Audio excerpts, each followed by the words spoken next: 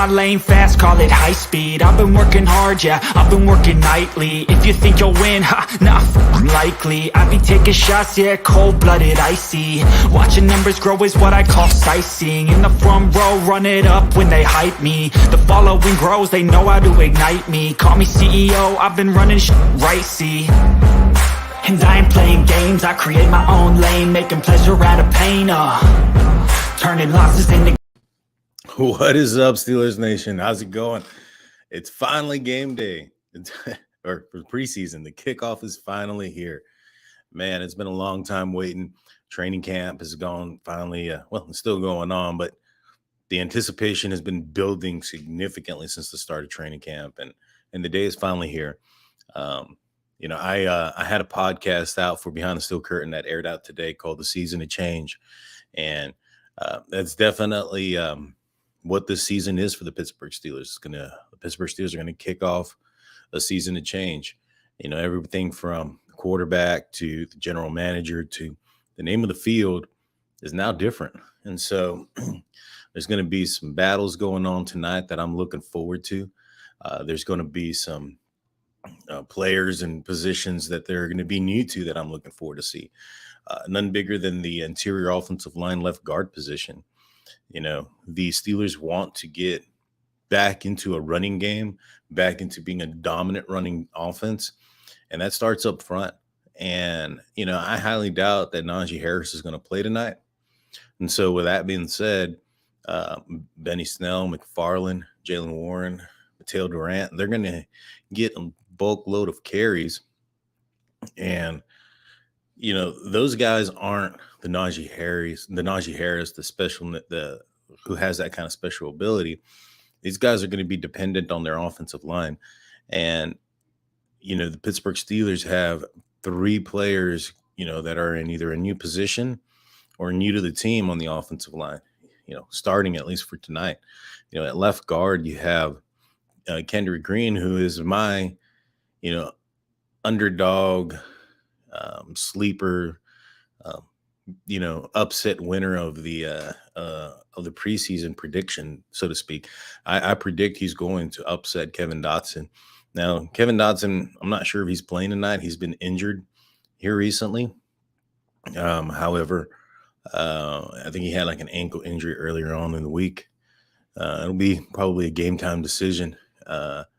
You know, but Tomlin says it, you know, your best ability is availability.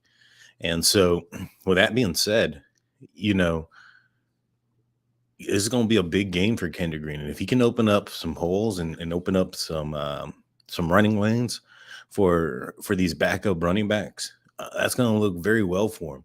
I anticipate if Dotson ends up being out, that we're probably going to see Kendrick Green play, you know, more than a half, in my opinion.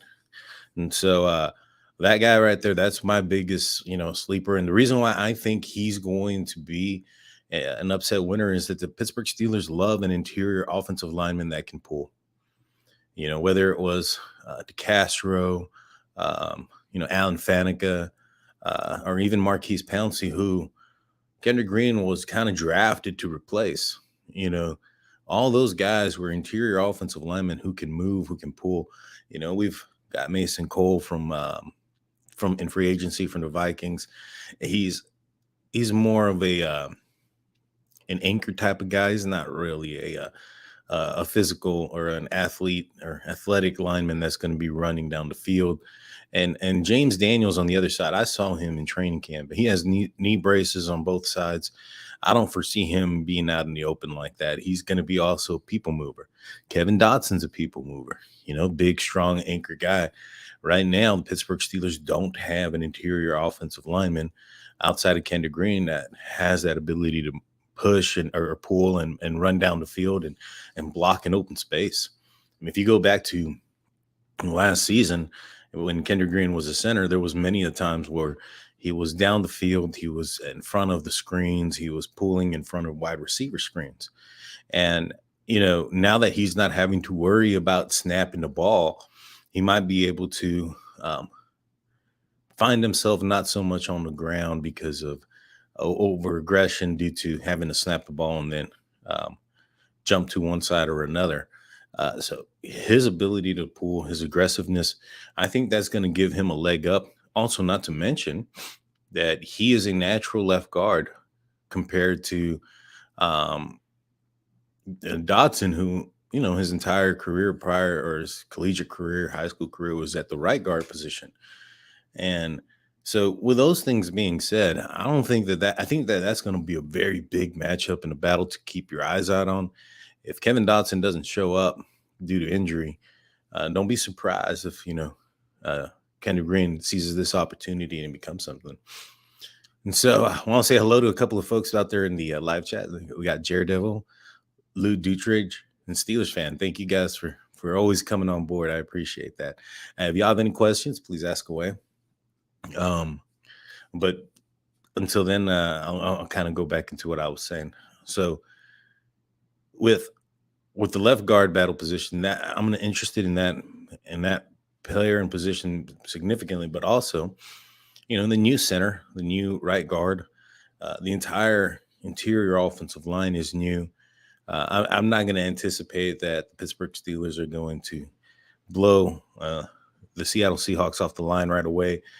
They've only had about 3 weeks of practice and 2 weeks of padded practice, so it's not, the expectation shouldn't be mid-form or mid-season form, so to speak. But it should be better than last year at any point last year, to be honest with you. So that's what I'm looking for. I'm looking to see that the offensive line is making a push, opening running lanes for the running back. And I want to see a running back have over a 4.0 yard per carry.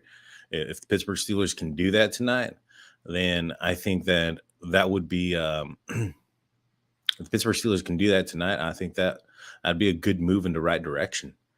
And so we have a question. We have one from Robert Cotting. Let's see. He says, who do you think will be the third outside linebacker? Well, Jannard Avery has been injured. I think right now it's penciled in as Derek Tuska. But I am super concerned about the outside linebacker position. Jannard Avery wasn't there through voluntary camp. He hasn't been playing much due to injury. He hasn't been practicing, much less, been familiar with the team. So that guy's, in my opinion, if he doesn't get on the field soon or starts practicing soon, at least, I think that's just, he's never going to see the field. And so who do we have behind him? We have Jannard Avery. Not Jannard Avery. Who do they have behind him? They have Derek Tuska and Tuzar Skipper. I believe the Pittsburgh Steelers signed an outside linebacker here recently, but for tonight, I think it's going to be Tuska, just because of the fact that he's got the resume and the fact that he has he's been with the team the longest. He actually didn't do too bad, towards the end of last season when he was playing and fill-in positions for when TJ Watt or Highsmith wanted to come out. However, I just feel that it's a position that needs a bigger name, in my opinion. The folks that they've gotten are a bunch of question marks, in my opinion. And the third outside linebacker position is one that is used quite a bit. If you go back to last year, Derek Tuska and Taco Carlton both played almost or over or just around a quarter of the snaps on defense. That's significant game time play or defensive snaps. Now, I've mentioned it before. The Steelers like to play a 3 outside linebacker set where they'll have TJ Watt kind of roaming around, where you'll have 2 outside linebackers on one side or a third in the middle, things of that nature. They do some exotic things, and I don't think that the Pittsburgh Steelers have the personnel to do that right now. And I think that that's something the Steelers are going to want to do. And so I expect there to be a bigger splash play at the outside linebacker position right around probably when the season starts, when there's some cuts being made, some surprise cuts or cap cuts, things of that nature. Think of the Joe Hayden cut from a few years back when he was released by the Cleveland Browns, and the Pittsburgh Steelers jumped all over that. I can see something like that happening. Great question, Robert. Thank you. Hey, Gene, how's it going? How you doing, Patricia? Let's see. Steelers fan asks, do you think Najee will be out and about tonight in the game? being he hasn't played.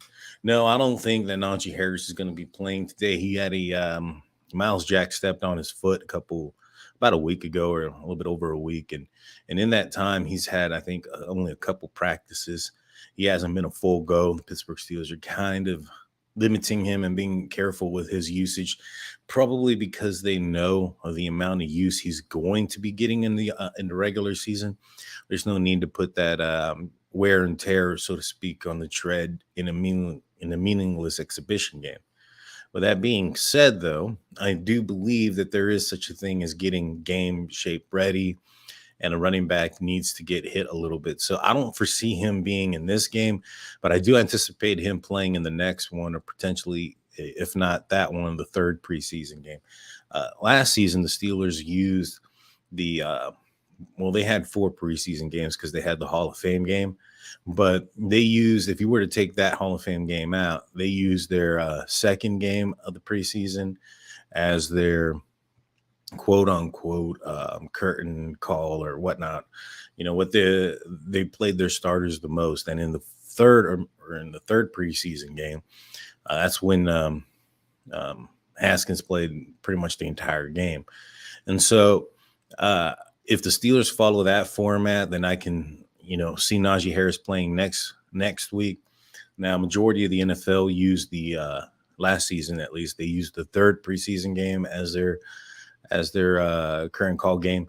And in those, if the Steelers follow that logic, then I can foresee Najee playing in the third one. But I do anticipate him playing at least one game in the preseason for a few drives.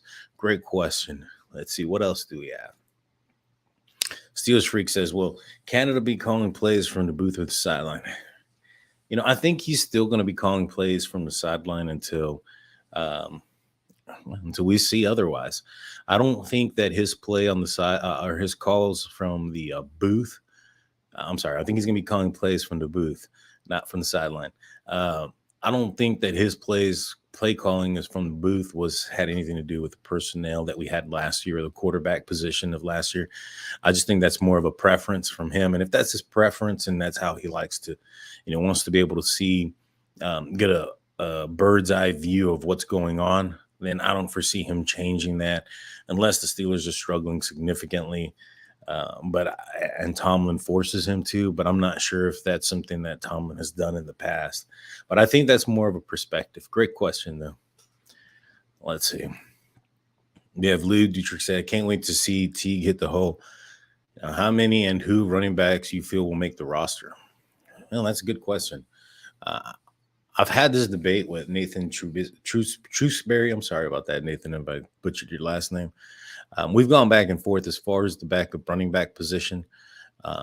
In my opinion, I think Snell is a value piece at the for special teams. I don't foresee the Pittsburgh Steelers getting away from him. I think that the Steelers are going to use the RB2 position as a running back by committee. I don't feel the Pittsburgh Steelers have a D'Angelo Williams type of running back on the team, that if Najee were to go down, that he can fill in that role of a bell cow running back, And so with that being said, Anthony McFarland, in my opinion, isn't the running back that's going to do anything more for the Pittsburgh Steelers than maybe being a second running back on a 22 pony formation where you have 2 running backs in the set, or a third down back, leaking out for a screen or a dump off, or being the check down option in a pass play. I don't foresee him being more than that.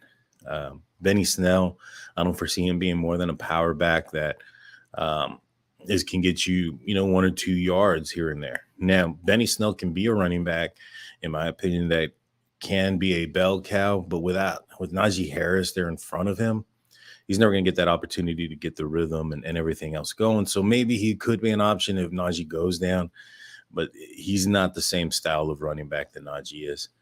And so I do anticipate the Steelers keeping Derek Watt. The question comes down then is if one of these guys, let's just say Jaylen Warren, can make enough splash to keep on the roster and do something in special teams, I anticipate if you're counting Derek Watt, I'm thinking the Steelers are going to keep 4. If you're not, it may be 3. And I think that there's going to be a battle there for between Benny Snell and Jalen Warren at this point for that RB2 position. Great question. Let's see what else we have. Steelers Freak says, watching the QBs and the O-line are important to me. Everything else is gravy. Yeah, that's going to be important tonight, seeing how the Steelers or the quarterbacks react to when defenses are finally allowed to hit them. You know, this entire time they've had pads, they've had practices, they've had all these things, but they've also had the knowledge and the knowing that the defense can't hit them, they can't knock them down, they can't do any of those things. And so now this is going to be a little bit more real pressure. And as a quarterback that, in my opinion, a quarterback who hasn't been hit, you know, all training camp or whatnot, yeah, I can only imagine the nerves and the anticipation for that first hit. You know, when I was when I played football in high school and whatnot, that first game, that the nerves were up. You know, I just wanted to get hit and get it over with. And I'm sure that that's with every position. I played on the defensive line. I wanted to hit somebody, have the offensive lineman hit me something. I wanted to get the pain, not the pain. I wanted to get I wanted to get the hit over with. I wanted to feel it get going. That way I knew what I was expecting and whatnot. And I can't imagine that how much more that anxiousness or that anxiety can be for these quarterbacks who haven't been hit at all this entire off season. And so with that being said, I'm sure they're looking forward to it and whatnot. But until it happens, I want to see how they are into the pocket. You know, how if they can control and manage the pocket, manage their pressures. Because what a lot of people fail to realize is that the pressure on the quarterback, yeah, it can be a lot to do with the offensive line, but it also comes from the quarterback assigning the pressures and also assigning the responsibilities to the linemen, because the linemen are in a 2 or 3 point stance. They don't have the vision of the field that a quarterback does behind them. And so when they go to line up when the team goes to line up for the play, the quarterback assigns and notifies the offensive line of what's going on and what they see. And sometimes the offensive line not being in position or not blocking the proper way may not be on the offensive line. It could be on the quarterback. And so that to see how that progression plays out tonight is something that I am definitely looking forward to. Great comment. And so, yeah, Steelers Freak says, Coach may have to let Benny football go. Yeah, so Coach Tomlin is a big Benny Snell football fan. He definitely is. And like I said, I don't think that Benny Snell is a bad back. I just think he's a back that needs to gain rhythm, gain momentum throughout the game, and then wear down defenses. That way he can take control in the second half. And when you have a bell cow running back like Najee Harris in front of him, that's going to be tough to get that, get that momentum, get that routine going, wear down the defenses. And so with that being said, I don't see him being an option on the offense. Now, his special teams ability, his ability to cover punts and kickoffs is very good, and that's probably what's been keeping him on the team.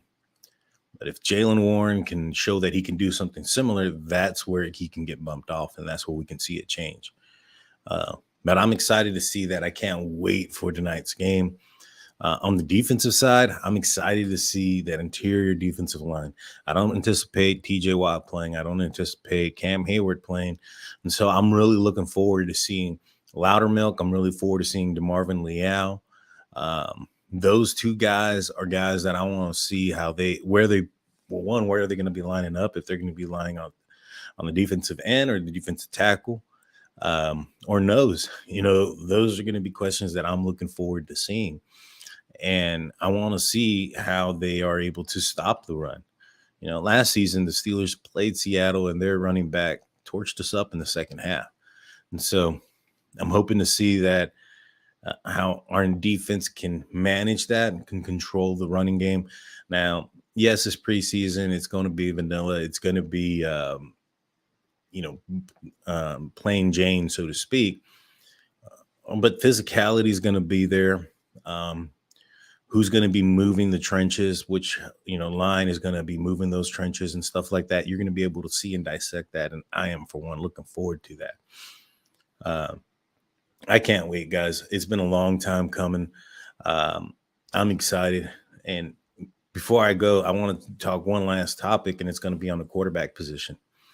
There's been a lot of conversation going on about the order in which the quarterbacks are going to be playing.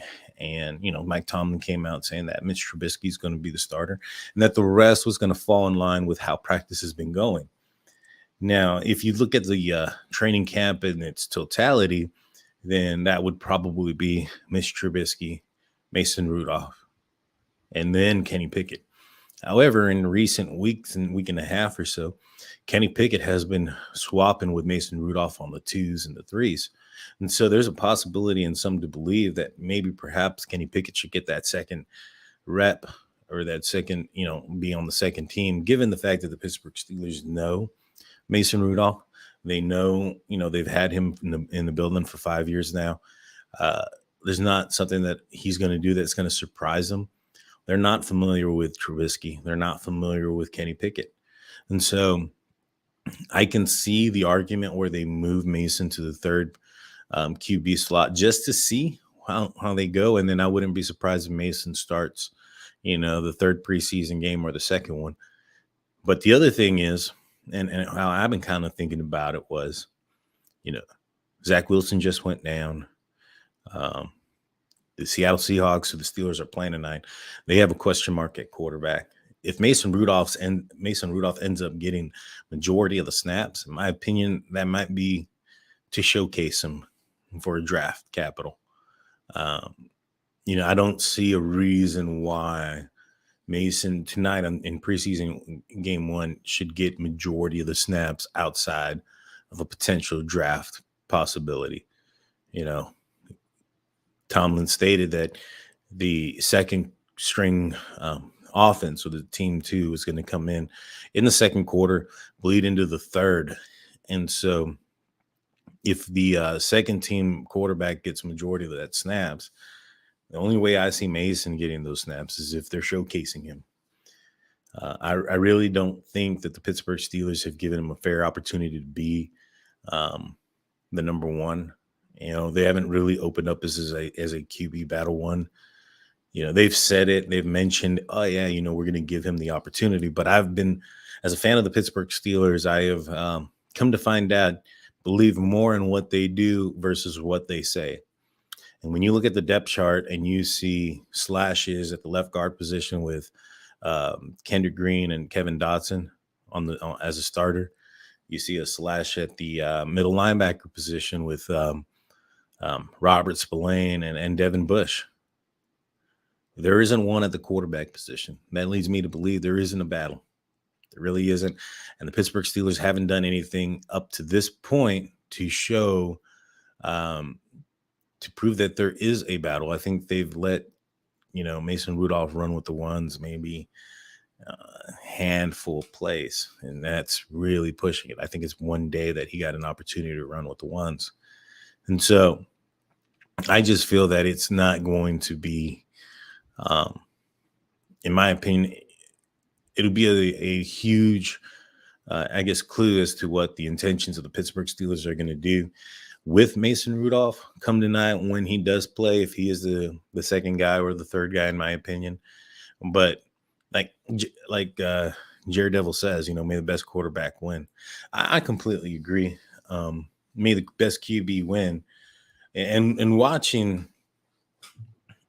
training camp and me actually going out there, the QBs look good, all 3 of them. And there's they're up and down. In my opinion, all of them are up and down.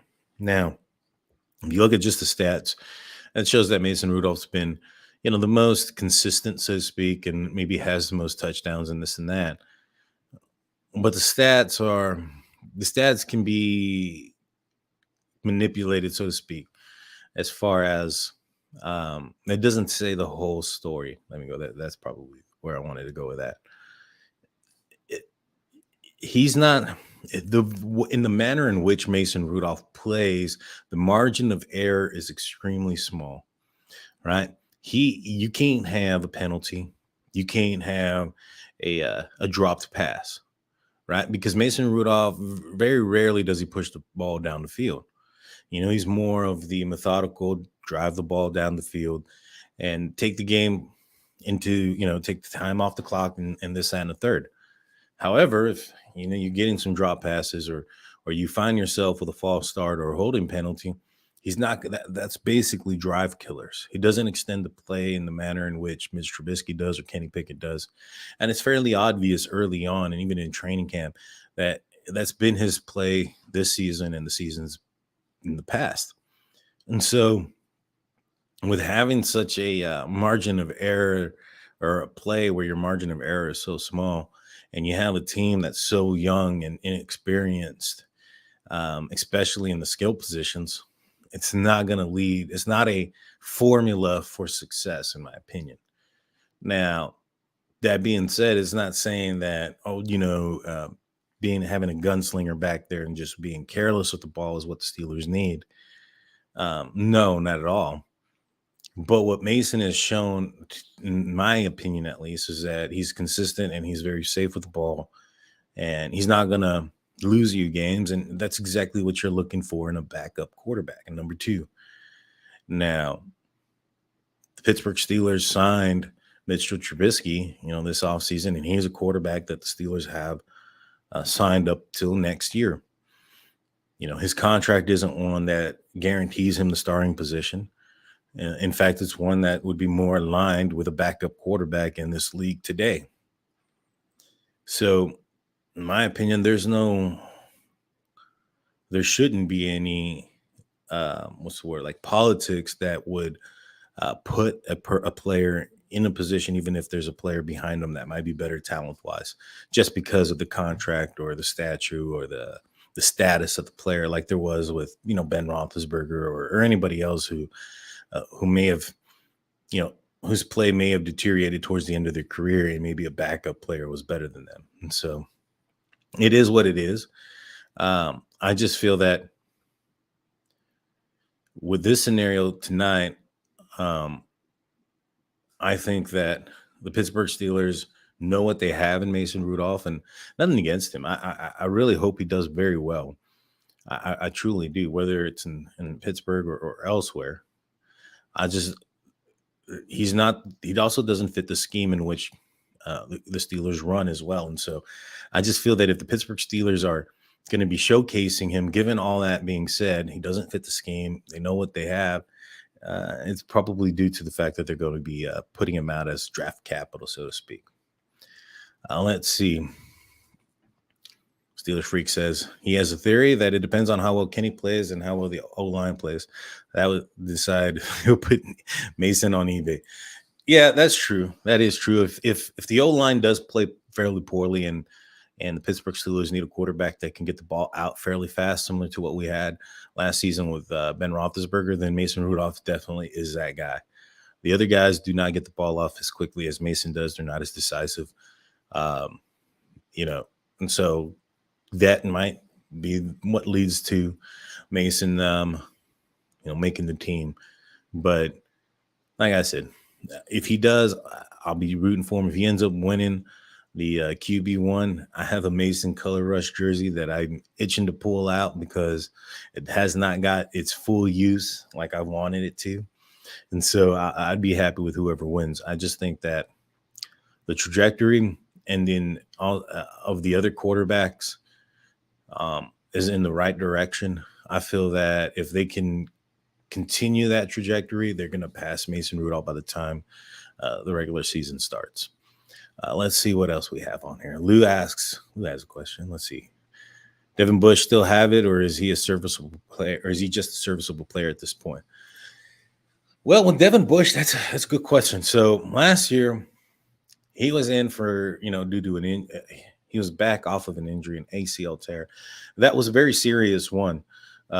there's been some reports out there from the coaching staff and whatnot that the Steelers were extremely pleased and happy with him even being able to make the field or be on the team playing at any point of the season last year, much less, being a starter and whatnot. And so it's a big year for him. It is a huge year for him. I know that last year I broke down film on him versus the Vikings game, and in that game, I don't think it was his knee that was causing some issues. It was gap integrity, leaving the gap, being overly aggressive towards the running back, things of that nature, or towards the flow of the play that were concerning to me. If Brian Flores is going to bring the best out of him. This is his last chance. If he can't do anything with Brian Flores teaching him how to be a middle linebacker, then yeah, he might be a bust at this point. But I feel that the Pittsburgh Steelers putting on the depth chart that it is Devin Bush / Robert Spillane, that's a big statement. That's a huge statement, in my opinion. Let's see what else we have. Gene Smith says, Devin, I want to excel, but that is a tough question. That is definitely a tough question. But it's going to come down to this year. But here's one thing I will say about Devin Bush that I don't like. I don't like his attitude. When he was questioned about his performance and whatnot, his response was, I'm still a top 10 draft. You can't take that away from me. Coach Tomlin was on the Pivot podcast and talks about people and coaches and players who like to swim in the comfort of their accomplishments. And that seems like a lot of what Devin Bush has done. He's swimming in the comfort of his accomplishments, and he's going to find himself in a very uncomfortable position backing up Robert Spillane. And so, if he doesn't get his crap together, in my opinion. But tonight's going to be a big battle for him. They're going to put him out there. From what I understand, he's been put in the buck position, which is the old Vince Williams position, usually the run stopper, the guy that's not scared to put their face in the fan, so to speak. It'd be interesting to see him in that position, see what he's able to do, because Devin Bush has been more of a sideline to sideline kind of guy. I just, in coverage and whatnot, I just, with that knee injury, if that affected his sideline to sideline speed and he's not that guy, and that was what made him a top 10 pick, then, well, that might be the only thing he can sit on for the rest of his career, was that he was a top 10 pick. But that's all that is. Let's see. We got some comments. We got George saying he agrees with Jared Devil. Derek says, salute chat, go Steelers. Team Jalen. Yeah, Jalen, I'm excited to see him. There's a lot of hype, a lot of noise coming out of training camp about Jalen's about his ability and his running back, him being the running back, potentially the running back too. I'm excited to see him in this setting, see him against an opposing team, and see what he can do. And the fact that Najee Harris is probably not going to play means that Jalen Warren is going to be playing up against. He's not going to be going up against camp guys. He's not going to be going up against the third stringers or whatnot. He's going to be moved up, so to speak.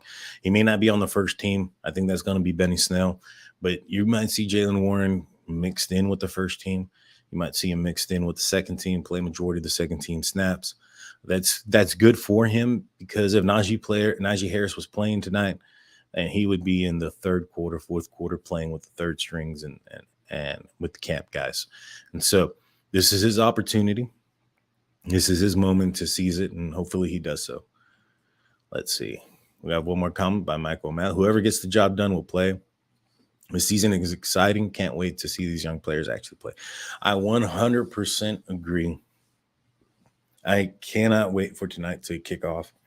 I can't wait for the storylines to come out, for the unknown players who nobody's talking about, show up big, and then everybody wonders, who are they? Those are what I'm looking forward to. And of course, I'm looking forward to the quarterback battle. This is an exciting time. The last time all eyes were in that position was in 2004 when Ben Roethlisberger was coming in as a rookie. And since then there has not been a question mark at that position, and now there is, and it's exciting. It's good to see. Um, I'm really, really hoping that whoever wins or lands that job is going to do well. They're going to have the skilled players around them to do so. You have, Deontay Johnson, who just signed his deal and is happy now. You have the emergence of George Pickens on the outside, Claypool, who's probably going to be kicked off to the inside, Pat Fryermuth, who's in his second season, probably going to have another step up. If the offensive line can gel together and be a formidable offensive line, then whoever lines up behind Mason Cole at the quarterback position is in for a good season, in my opinion. If it is Mitch Trubisky, I'll call it right now. Don't be surprised he gets some kind of like comeback player of the year award after sitting last season behind Josh Allen, not because he's some great quarterback or this or that, but I've seen the highlights with George Pickens. That guy's catching and grabbing everything out of the air. Anything going his direction, he's bringing it in. And so it's going to be awesome. And Gene, you're right. It is basically a brand new team. Let's have fun with it. It's a brand new everything, guys. And I'm going to leave you guys with this. It's a season of change. We have a change in quarterback, change in the general manager. It's a change in the name of the stadium. Nothing's the same. Everything's gone crazy. And I, for one, am super excited about this. Please don't forget to hit that like and subscribe button. I'll be I will be doing a live tonight after the game, just kind of talking about my ideas and stuff about the game, and do a post-game show. You don't want to miss it, so please hit that subscribe button. With that being said, guys, I'm Daniel J. This has been great. We'll talk to you guys next time. We'll talk to you guys tonight, and we'll do this next week. Peace.